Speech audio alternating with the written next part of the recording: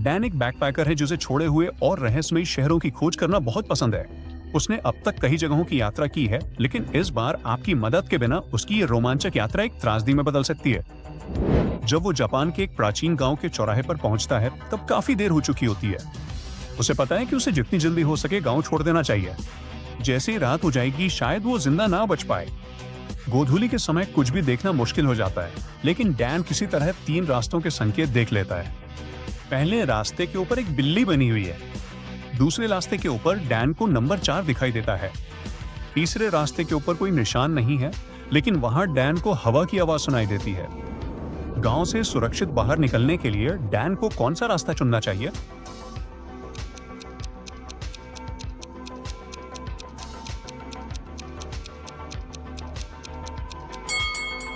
Japan में number 4 को अशुभ माना जाता है, क्योंकि जब इसे बोला जाता है तो इसकी आवाज मृत्यु जैसी लगती है।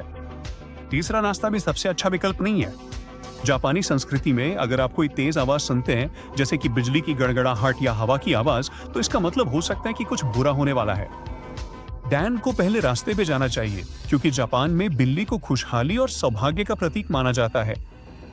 इसलिए डैन अपने दिल की सुनता है और पहले रास्ते पे चल पड़ता है। कुछ ही देर में वो खुद को एक अपेक्षाकृत बड़े चौक में पाता है। चौक पर एक मीनार पर एक बड़ी घड़ी दिखाई देती है। घड़ी पर एक अजीबोगरीब शिलालेख है। जब घंटे की सुई महीने की संख्या पे और मिनट की सुई दिन की संख्या पे इंगित करती है, तो समय सही होता है। तो अगर तारीख 5 मार्च है, तो घड़ी में क्या समय हो रहा होगा? विकल्प ए 305, विकल्प बी 503, विकल्प सी 315, विकल्प डी 530।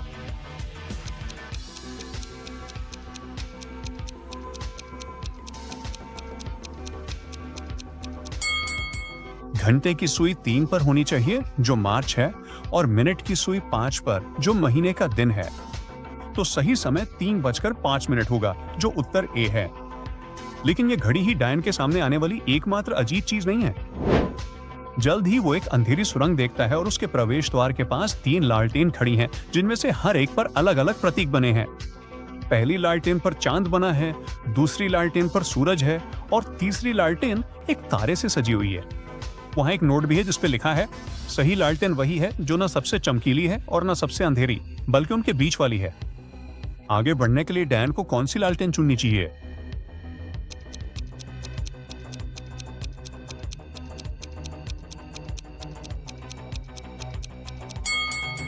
यही डैन सोचता है। सबसे चमकीली लालटेन जरूर सूरज वाली होगी, सबसे अंधेरी लालटेन निश्चित रूप से चांद वाली है और उनके बीच वाली लालटेन तारे वाली होनी चाहिए, क्योंकि वो ना तो सबसे चमकीली है और ना ही सबसे अंधेरी। तो डैन को तीसरी लालटेन चुननी चाहिए। जैसे जैसे वो सुरंग में और गहराई तक जाता है, उसे हवा और ठंडी महसूस होने लगती है। उसके पीठ के पीछे अंधेरा और भी घना होता जा रहा है। अचानक सुरंग 3 रास्तों में बढ़ जाती है। हर रास्ते के पास एक शिलालेख है। उनके अनुसार पहली सुरंग प्राचीन ड्रैगनों के बिल में जाती है। दूसरी सुरंग का अंत एक डरावने शार्क जैसे राक्षस के अड्डे में होता है, जिसे केवल एक बार देखा गया था। उसके बाद किसी ने भी वहां 1 दशक तक जाने की हिम्मत नहीं की। और तीसरी सुरंग एक अथाह गड्ढे में जाती है। डैन को कौन सी सुरंग चुननी चाहिए ताकि उसके पास कम से कम बचने की थोड़ी सी भी संभावना हो?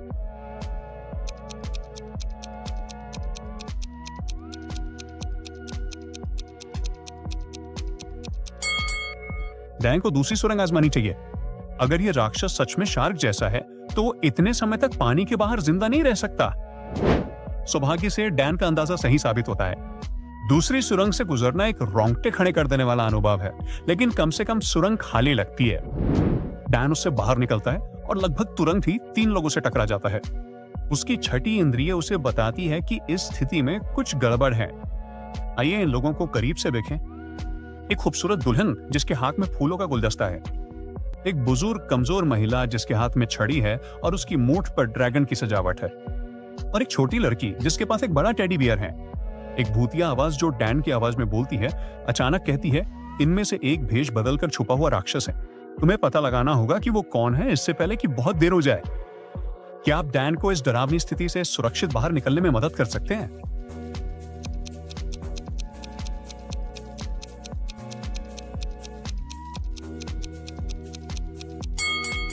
असल में राक्षस लड़की का टेडी बियर है। इन दोनों को ध्यान से देखो।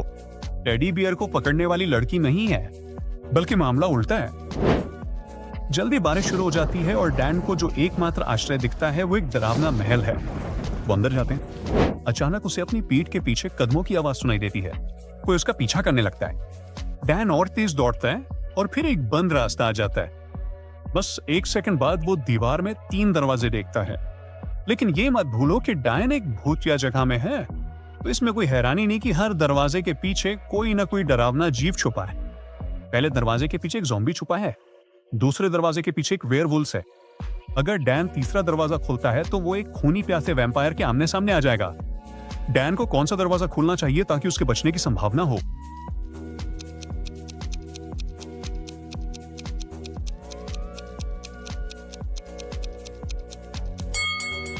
डैन को दूसरे दरवाजे से भाग जाना चाहिए। अगर आपने पहले ध्यान दिया हो तो आपने देखा होगा कि चांद बढ़ रहा था और वेयरवुल्फ केवल पूर्णिमा की रात को ही बदलते हैं। डैन महल से बाहर निकल गया, लेकिन पिछवाड़े में उसने एक झील देखी और वहां सतह के नीचे एक छोटा लड़का था। डैन डर के मारे संभल गया। क्या उसे पानी में कूदकर उसकी जान बचानी चाहिए?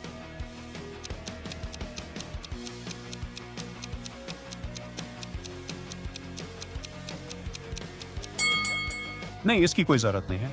बाएं तरफ देखो, वो चट्टान और उस पे बैठी महिला दिख रही है। उसकी पूंछ है, इसका मतलब वो एक जलपरी है और वो लड़का शायद उसका बच्चा है। देखो जरा, वो मुस्कुरा रहा है, पूरी तरह से आराम से दिख रहा है और सबसे जरूरी बात, उसके गलफड़े हैं। गांव बिल्कुल भी डैन को जाने नहीं देना चाहता। अब वो एक प्राकृतिक आपदा के बीच में फंस गया है। शुक्र है उसके पास टॉर्नेडो, बाढ़ या बिजली गिरने में से चुनने का विकल्प है। इनमें से सबसे सुरक्षित कौन सा है? क्या मैं ऐसा कह भी सकता?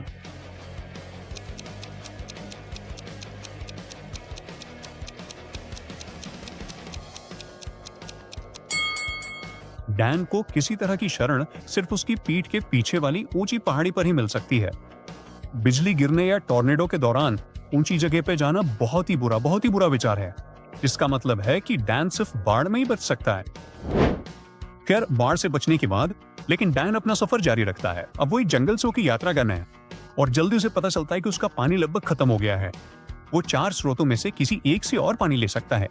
एक रसीले कैक्टस से, खारे समुद्री पानी वाले तालाब से, एक साफ शांत झील से या एक गंदले नाले से। डैन को अपनी फिल्टर वाली पानी की बोतल भरने के लिए किस स्रोत का पानी चुनना चाहिए?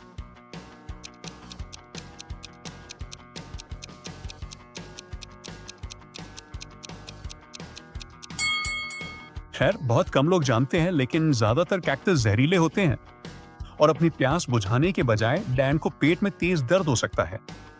खारा समुद्री पानी उसे और ज्यादा डिहाइड्रेट कर देगा। शांत झील का ठहरा हुआ पानी हर तरह के बैक्टीरिया से भरा होता है और इससे पीना बेहद खतरनाक है। इसलिए डैन के लिए सबसे अच्छा विकल्प गंदला नाला है। इसमें ऐसा कुछ भी नहीं है जिसे उसकी फिल्टर वाली बोतल साफ न कर सके। डैन को एक जर्जर झोपड़ी मिलती है और वो तय करता है कि वो रात वहीं बिताएगा। अचानक उसे कुछ आवाज सुनाई देती है और वो दरवाजे के पास एक भूत देखता है।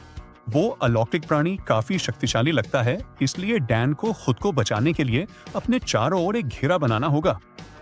झोपड़ी को ध्यान से देखो और सोचो कि वो इस काम के लिए क्या इस्तेमाल कर सकता है।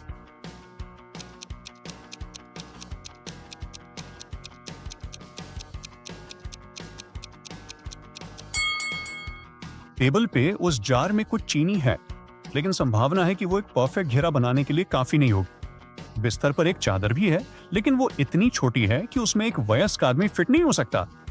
लेकिन देखो, वो चौक है। अब ये जरूर काम करेगा।